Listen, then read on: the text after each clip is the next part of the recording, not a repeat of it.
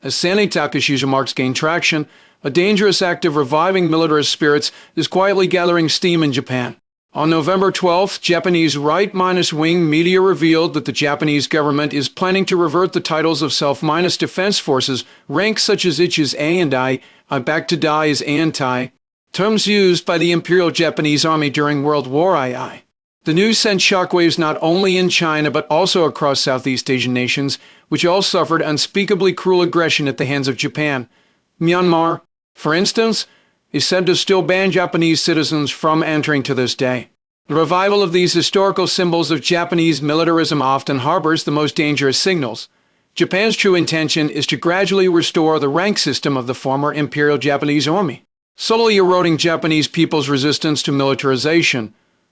This includes renaming senior officers back to Taisho, Ichizei back to Darazei, Aiyai back to Tai, Aiyai back to Tai, and even revising unit designations, changing Futsuka to Hohei-ka and Takuka to Hohyo-ka. To understand why these name changes are a sign of malicious intent, we must look back to World War II. In the hierarchy of the former Imperial Japanese Army, Doizei corresponded to the rank of regiment commander rank officer who directly lead frontline combat units. It was far more than just a rank symbol. As the rank of a regiment commander, it oversaw approximately 3,800 troops, serving as a critical node capable of independently executing a battle and perpetrating a massacre of an entire city. During World War II, it was officers of this rank who issued countless cruel orders to slaughter unarmed civilians, becoming living symbols of the aggressive past.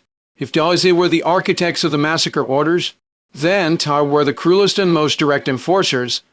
They typically served as company commanders, leading units of 200 to 300 troops acting as frontline demons who fought with bayonets stained in blood.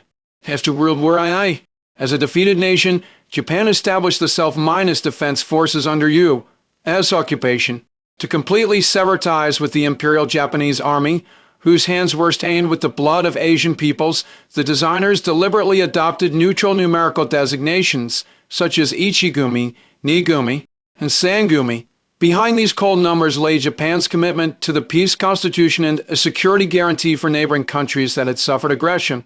Today, the Japanese government insists on reverting these numerical titles back to Doizei, CHUSA, and since no mere name change, it is a call to revive the spirits of war criminals, a reckless act of rubbing salt into the wounds of all war victims, and an open betrayal of history.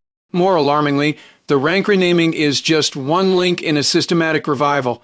The self-defense forces also plan to rename Futsuka to Hohei-ka and Takuka to Hohyo-ka. The full restoration of these unit designations virtually replicates the entire organizational structure of the former Imperial Japanese Army, blurring the historical line between the modern self-defense forces and the aggressive Imperial Japanese Army at an institutional level. When terms bearing the scars of aggressive history such as Da is A and Hohyo-ka become part of daily military vocabulary, the historical divide between the old Imperial Army and the modern self-defense forces will gradually be erased. This clears the public opinion barrier for Japan to break through the principle of exclusive defense and advanced military expansion, aligning precisely with the transformation of Japan's national security policy. In 2015, Japan passed the new security legislation to lift the ban on collective self-defense. In 2022, it announced the acquisition of counter-strike capabilities against enemy bases. Now, by reviving military symbols, Japan is systematically tearing up its post-war peace commitments step by step. The Japanese government led by Sanei Takeshi has taken far more radical steps in the military field than just renaming ranks. It has been actively developing and procuring offensive weapons, planning to import U.S.-made Tomahawk cruise missiles and independently developed supersonic missiles. The operational range of these weapons far exceeds the needs of exclusive defense, endowing Japan with long-range strike capabilities. At an institutional level, the 2023 amendment to the Defense Ministry Establishment Act strengthened the voice of military officers in decision-making, completely breaking the post-war principle of civilian control of the military. This inevitably evokes memories of pre-World War II Japan, where the military held in check power and ultimately embarked on full-scale aggression. More thought-provoking is the stark contrast between Japan and Germany. While Germany still strictly bans all Nazi symbols and profoundly reflects on its war crimes, Japan is reviving the symbolic system of the former Imperial Japanese Army. This contrast exposed Japan's ambiguous attitude toward its war history and raises serious doubts in the international community about its peace commitments.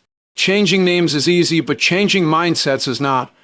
As the title of Dai's echoes in Japanese military camps once again, and as the organizational symbols of the old Imperial Army are reused, Japan's ambitions are being laid bare.